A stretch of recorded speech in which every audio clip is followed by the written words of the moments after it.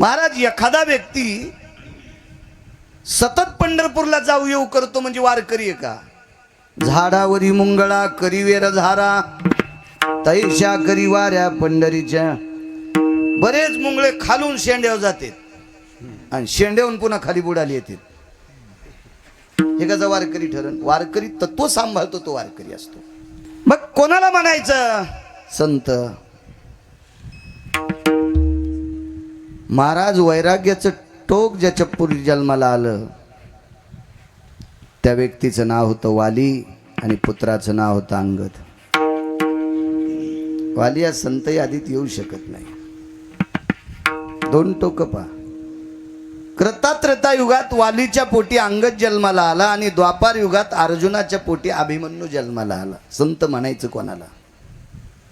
कसे होऊ शकतात संत? गळ्यात माळी घातल्या म्हणजे संत का? टिळा टोपी माळा हे तो देवाचे गबाळ वारी करतो म्हणून संत का? नाही.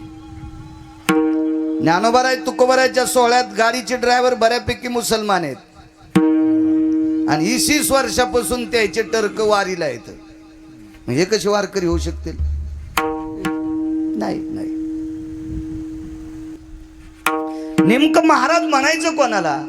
महाराज अंगद ज्याच्या पोटी जन्माला आला तो सामान्य पुरुषार्थी नव्हता.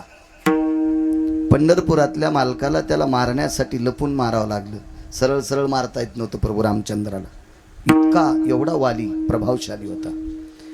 महाराज या विश्वावर अधिराज्य निर्माण करणारा 14 चौकड्याचं राज्य ज्याच्याकडे असा रावण ज्यानं बगलामध्ये 4 दिवस ठेवला तो वाली किती मोठा असेल. पण महाराजांच्या यादीत येऊ शकत नाही.